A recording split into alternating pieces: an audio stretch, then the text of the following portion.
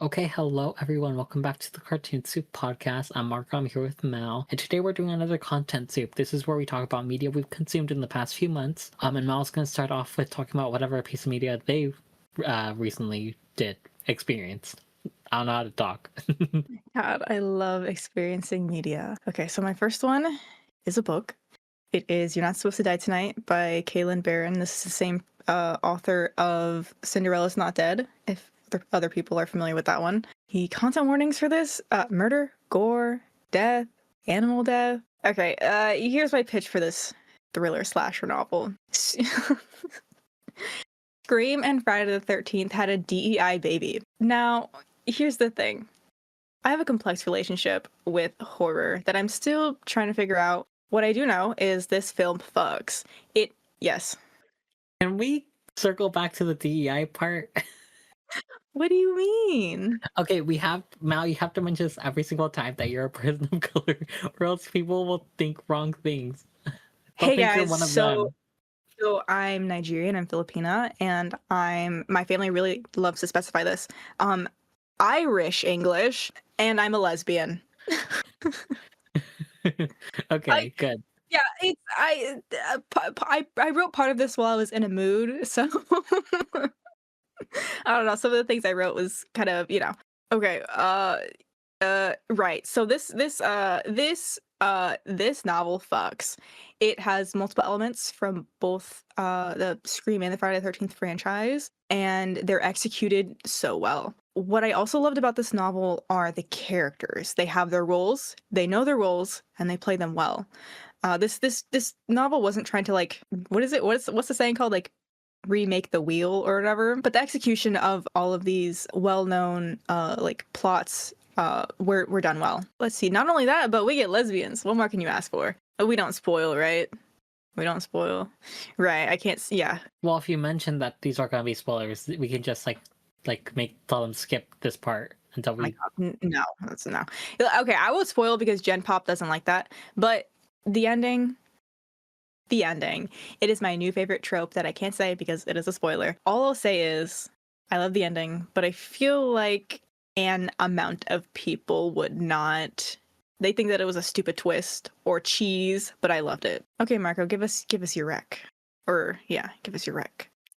Okay, this is not a rec, but it is a piece of media that I consumed in the past few months, and I consumed What Did You Eat Yesterday? This is a manga. What Did You Eat Yesterday is a BL manga about two older men living together that also has a theme around cooking. While there is some plot in the story, it mostly focuses on its slice of life aspects. So I want to talk about what I liked first. In the story, we got our main perspective of the character Shiro, and I think what I liked about the story was him slowly becoming more comfortable around his sexuality. It was clear to me that the manga would have slow character development and he would eventually be a lot more open about being gay and stuff like that. And I thought that plotline was nice. I also like the exploration between the relationship of him and his parents. He clearly has a complicated relationship with his parents, and there's this moment where he finds out his dad has cancer, and I think the exploration around his relationship with his parents when that happened was really nice. Kenji, the second main character and the love interest of the story, also has a complicated relationship with his parents, but is a lot worse with his relationship with his parents. And there's this moment where Kenji and Shiro have a slight argument because Kenji clearly has it worse when it comes to the relationship with their parents, and kind of gets mad at Shiro for taking his parents for granted. I thought this was a nice storyline, especially considering how so far in the story he isn't comfortable being open about that stuff with others. I think plotlines around like being out in general and stuff like that was nice. Oh, also, yes, okay. Mal's pointing out She Loves Cook, She Loves to Eat. This came out before She Loves Cook, She Loves to Eat. If I had to What? guess, yeah. So this is like a really old series. I think it came out in the 2000s or something. I don't know 100% though. But yeah, like the story plotlines about being out, like parental relationship and like overall like dealing with homophobia are probably the best aspects of this story. Okay, let's talk about what I didn't like. So this story is clearly supposed to be a sweet slice of life romance, right? But I feel like the main flaw in the story has to do with the romance itself. This was supposed to be a long running manga, and these two are supposed to be like endgame to us. But throughout the story, I just didn't find myself believing in the relationship, even though I just didn't find myself believing in the relationship enough to read all like 30 volumes of this manga. First of all, there's a moment where Shiro mentions that he's not really attracted to his boyfriend, which is Kenji, and Like, I know that this is an offhand comment, but I want you to really think. If your girlfriend or partner or whatever admitted to your face that they're not attracted to you, would you not go ballistic? Like, that alone really annoyed me, but then it's also implied the reason Shiro's still with Kenji is because he doesn't want to look for someone else. Now, keep this in mind. I am like reading into the lines of this. This is my personal reading of that line. Like the first series, the first line where he admits he's not attracted to him, like that's very much straightforward. This other line I'm reading into personally, but like I still believe it, you know? Like it's questionable about what he means, but like just either way, the fact that that was mentioned at all like really annoyed me. Then the next thing that happened in volume 5 is there's this plotline where Kenji's boss is cheating on his wife slash girlfriend. Kenji works at a hair salon, and then one day his boss asks him to come eat with him, only to admit that he's been cheating on his wife, I believe. But like Kenji scolds his boss, and his boss is like, "You're not any better." And then Kenji admits, "Oh yeah, I've cheated before." So he admits that, and then he's like, "Oh," but then while he's walking home, he's like, "Oh, but I never took advantage of you, Shiro," which is supposed to imply that Kenji has never cheated on Shiro, but like, is that supposed to make anything better? Like, you still have cheated on people before, you know? That feels like a threat. It Well, kind of feels like a threat. he has this thought bubble that I've never taken advantage of you before, but like either way, it was still pretty bad. If anything, it just makes me dislike Shiro more, and like dislike Kenji more, which isn't something good that you want in a romance, you know? Anyways, I couldn't believe in the romance, so I just gave up on this series, even though I was really excited to read it. I did like the cooking aspect. I just thought, like, overall, I could not believe in their relationship, and therefore I could not read this. I will say that even before I got to this part of the manga, I was already starting to lose interest because there is some slight homophobia in it. Listen, do I think queer stories that have homophobia are important? Yes. Do I personally want to read those stories? No. That's just me, though. I'm not saying those stories are important. I'm not saying those stories shouldn't exist. I just personally don't want to read them. Also, there was some fat phobia in the beginning, too, which was also an ick. So yeah. All right. Next, I have another novel. This Gilded Abyss by Rebecca Thorne, who has also written the cozy fantasy series Tomes and Tea. Content warnings. Death, violence, gore, medical content, sexual content, war. I'm saying this right off the bat. If you are a fan of specifically the arcane version of Kate Vi, read this book. I cannot stress this enough. This is Kate Vi fanfiction. Now let me pitch this to you normies in 3 sentences in the style of the Onion news titles. Local girl failure keeps losing. Maybe your toxic ex is onto something. Breaking news, your government is lying to you. So I gave this book 5 stars. It gave me everything I wanted: political and social unrest, toxic Yuri, gore, mystery, ghosts. This is a really, this is not a book that you read if you are are prone to getting attached to people, or if you want like some light at the end of the tunnel in a story. I do have a conspiracy theory that the author wrote this in order to sell more copies of their other series, because this book is so heartbreaking. You know, someone might want a palate cleanser after reading this. Maybe, possibly, Rebecca Thorne's cozy fantasy series, Tomes and Tea. I don't know. Just a thought. But this book is truly filled with heartache. And I feel like the level at which it is not something that I have like read before in a story, and I think that's what I really loved about it, because even though all this shit was going on, you were like, you know, still rooting for, like, you know, the main characters. And that's all I'll say. You know, what else, what other media have you consumed, Marco? So I wasn't going to originally talk about this piece of media, but then I saw someone else talk about it. I'm like, okay, so now I have to talk about it. So I read Me, Frida, and the Secret of the Peacock Ring. So content warnings for this are death, grief, and general violence. So what made me want to talk about this is I saw a video by Reads with Rachel mentioning that this book was, I think, banned or challenged in her state, which made me realize how I needed to talk about this, because I feel like this book is really good and important, and I feel like more people should be reading it. I read this before I found that out, so I was like, oh, I got there first, you know? I'm not like other girls. Sorry, I can't joke about that. So Me, Frida, and the Secret of the Peacock Ring follows Paloma as she visits Mexico City for the first time. Mexico City is actually where her deceased father was born and grew up, and Paloma hopes to learn more about him while there. While visiting, she meets a brother and sister who want to find the stolen ring that belonged to Frida Kahlo, and together they uncover the mystery of the stolen ring. So I want to mention that the this book is being challenged, and the only reason it's being challenged is because it mentions Frida Kahlo. There is no inappropriate material in this book, and it only mentions some of Frida Kahlo's history. It doesn't even mention like Frida Kahlo's communist leanings, which is why this book got challenged in the first place. And the book literally has nothing to do with the communism of Frida Kahlo. Like, it mentions nothing about that. Despite this book was still challenged because it mentions Frida in general, which is honestly really dumb. Let me make this clear, this book has nothing to do with communism. Like, literally nothing. And I don't think it would be a problem even if it did have something to do with communism, you know?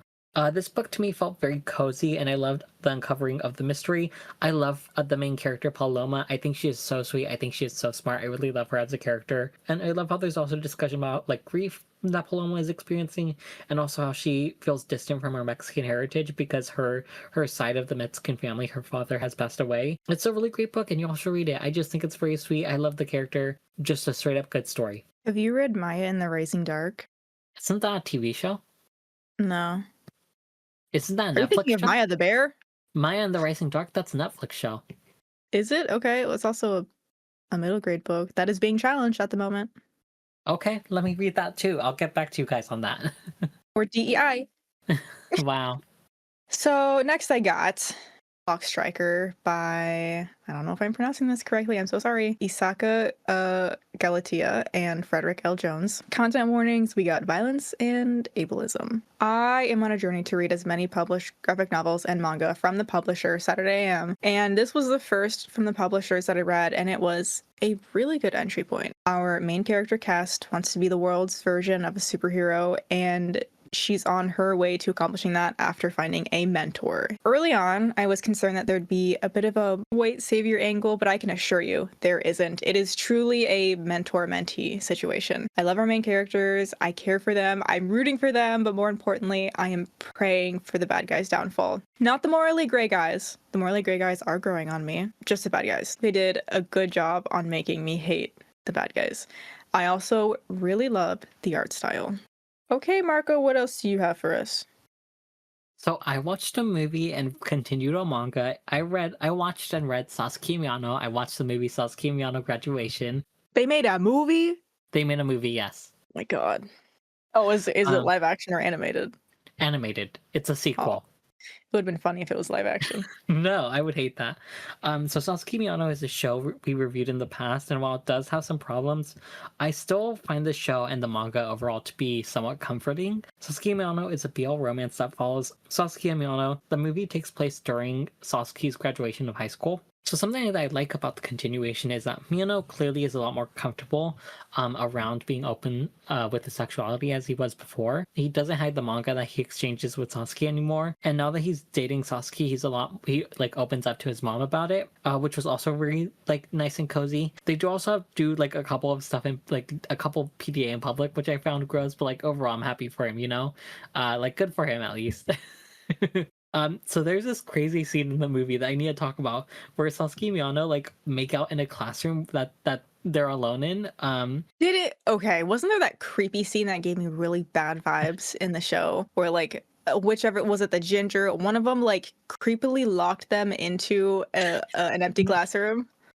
Yeah, that was Sasuke who did that. Yeah, In a the very orange creepy one. way. I just want to Yeah. remind everyone, it didn't have to be creepy.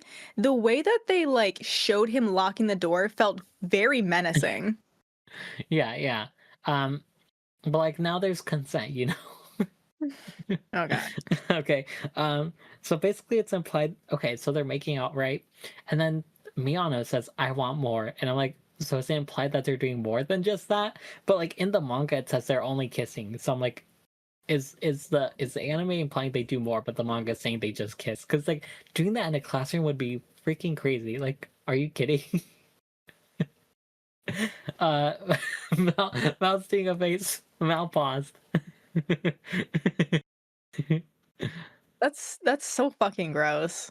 Yeah, I thought that was wild. I was like, you're kidding me. Anyways, in our old review, we mentioned how we found Sasuke kind of possessive and toxic, and I'm afraid to say he still kind of does that in this movie. So there's this scene where there's this scene that leads up to like Sasuke and Miyano hugging, which is really ridiculous. Okay, Sasuke is having his makeup done by a classmate when said classmate paints a fake kiss print on his cheek, and so Miyano sees the kiss print and like overreacts by running out of the room, and Sasaki chases after him. Eventually he catches up, and Miyano admits that he knew the kiss print was fake, but he just felt kind of jealous. Then Sasaki admits, oh, he kind of feels glad that Miyano feels jealous, and then they hug it out, if I remember correctly. Sasuke isn't the worst, but he does still have some like toxic moments and tendencies. And I will say that they somewhat improve after the anime, but like it could be better, you know? Mouth's judging me again. Anyways, it was very ridiculous. I'm thinking. I'm trying because I'm not trying not. Okay, like the biggest issue I have with this is that it's boys and I hate men. No, I don't. No, I don't. I feel very indifferent to men. I just don't understand why they exist. Okay. I'm trying to think, would I feel the same way if they were women? Would you? I'm thinking. Let's see. There was a girl that walked into a classroom, and another girl came in and menacingly locked the door. How would I feel? I would feel grossed out. If one of the girls was like, I want to do more, and they're in the classroom, I'd be grossed out. So yeah, I just don't. I don't like the story. Okay. You know what? That's fair. That's fair. You know what? It can be my problematic fave. For now. We all need one. We all do need one. Well, I don't have one. Yes, you're perfect. You're absolutely perfect. Yes, Mal, we all sing in unison. So there are some coming out scenes here, and what I really enjoyed about Miyano's coming out scene is I really enjoyed Miyano's coming out scene, but I felt indifferent about Sasuke's coming out scene with his sister. It was a tad bit overdramatic, but overall I'm okay with it. I will say how Sasuke's mom realizes he's dating Miyano is really nice, and I liked that scene. I believe it's in volume 10, which is after the anime, but like it was really nice. I thought it was really sweet. Overall, it was a nice conclusion for the anime, but the manga is ongoing, so I'm probably gonna read that. Yeah, what did you consume next, Mel? Glitch by Shima Shinya. It is a manga. Content warnings? None? I don't think there are any. I'm not much a fan of slice of life, but this had such an interesting sci-fi angle that caught my attention. So a diverse group of classmates and one of their older sisters try to investigate this strange phenomena happening in their town, but in like a really chill way. So the whole concept of this town that has been built around this sort of naturey area in the center, and you know these people are seeing these strange creatures that keep glitching in and out of their reality is such an interesting concept. Not only do I love the story, but I also love the art style. Something about it just feels comfy. It's a break from the standard manga. I will always take stylized art over the status quo. Also, there is a little guy, and when I say little guy, I genuinely mean little guy. Like, he's a little guy. He's just, oh my god, I can't even, I don't have a copy near me, but he's literally just a little guy. Hold on, wait, let me see where he would go on my graph. Oh, he is baby. He is 100% baby. Just in case you're wondering, Marco. Just to clarify, right. Mel has a graph that like explains whether a character is gremlin, baby, or some other traits. What is it? Whether they're girl boss slay queen, baby, loser, or bitch ass pussy. Yes, exactly. Okay. Well, Marco, what else do you have? Okay, so the last piece of media I'm going to talk about is a bit problematic. Content warnings for transphobia, homophobia, fatphobia, and pretty much all the isms, also racism. So I watched the TV show The War at Home. So The War at Home is a mid-2000s TV show about two parents raising three children and their daily lives. It is very much a 2000s show because there is a lot of outdated jokes and humor in the show. So the reason I watched this is because I was like scrolling through YouTube like I always do during my off days, when suddenly I saw a little compilation called Kenny from The War at Home being like gay for 10 minutes, and I was like, oh, this looks cute, like I might as well watch it. And it was literally the best, like it was literally one of the best, like funniest representations I've ever seen, and I was like, oh, this is sweet, this is fun, I should watch this. Let me make this clear, Kenny is the only good thing about this show. So, like, literally in one of the first episodes, they use a T slur for trans people, and I was like, I don't know how I feel about this. But I was like, but I want to see the rest of the Kenny scenes. So I continued watching it, and it was pointless. Like, I would strongly recommend just searching up Kenny War at home and watching the 2 hour compilation that shows all the scene season, because nothing about this show other than Kenny was funny at all. Like, Kenny was the only good thing about this show, and I'm really sad I spent my time watching it when I could have just watched a 2 hour compilation with all the scene season.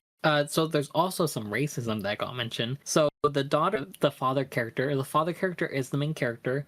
The daughter is dating a black guy, and there's a lot of animosity between the father and the daughter and the black boyfriend because he's black. He eventually gets over it, but like it was still really bad, and I really hated it, and I found it really gross. So there's supposed to be character growth for the father character, where eventually he's like at first he's kind of like a very mean dad, but later he admits that he actually cares for his children and starts to grow as a character. I personally don't care for it because at the same time he was still being transphobic, homophobic, fatphobic, and all the other things at the first point. So like I'm like I don't see the character growth for me personally. But yeah, Kenny was a sweet character. I found his representation to be very endearing. I thought the actor did a really good job acting him. If I had seen this character when I was a kid, I feel like I would be really seen. And I just strongly recommend like looking up the 2 hour compilation of him because it's really nice. And yeah, that was the piece of media I consumed. All right. My last piece, okay, is a podcast artist on artist on artist on artist. So, content warnings. I don't think I can name any, they're pretty woke. If you are someone yearning for an improvised comedy podcast, look no further. So, a gaggle of people take a single prompt and improvise a little roundtable conversation between the characters they've created. It is usually stupid and silly, and I look forward to it every Thursday. I need to list my top 5 favorite episodes that I think everyone should listen to, which are Macy's Thanksgiving Day Parade Team, Commercial Acting Coaches, True Crime Podcasters, that one is hilarious, Canceled YouTubers Tell Their Side of the Story, and The Look. The thing that I appreciate about specifically the episodes where they are pretending to be certain types of people, like for example the canceled YouTubers or the true crime podcasters, is they're doing meta commentary about like the weird shit that like that like these real life people do, but making it funny. And that's that's all I have for things that I have consumed. I just looked them up and I saw one that said Jubilee's writing room, which Oh my is god. crazy. Oh my god. Dude, wait, their writing room episodes are so funny. They also have a Mr. Beast writing room episode. No, that would be Yeah. so wild. That would be so God, wild. it's so hilarious. Dar What one of Man's writing room. Yes, for the Mr. Beast writing room, one of the lines that someone said was like, we got 100 people aged 1 to 100, and whoever dies first wins $1 million. God, that sounds great. I need to listen to I need to listen to this podcast now. I subscribe to it, so the next episode that comes out, I will listen to. Yippee! Yeah, whenever I need to pick me up, I find an episode. Anyways, you guys, that's the media we consumed recently. Check out our gaming channel. It's in the description. Yes, that's right. We have a gaming channel now. We posted like a few videos on there. We'll probably post more actively on there than here. Probably. I'm not sure yet. But yeah, that's everything for now. Goodbye. Don't let your brains become soup. Okay, stop. Were you making fun of me? Yeah, I was. And what about it? What Wow. are you gonna do about it? Wow. Wow.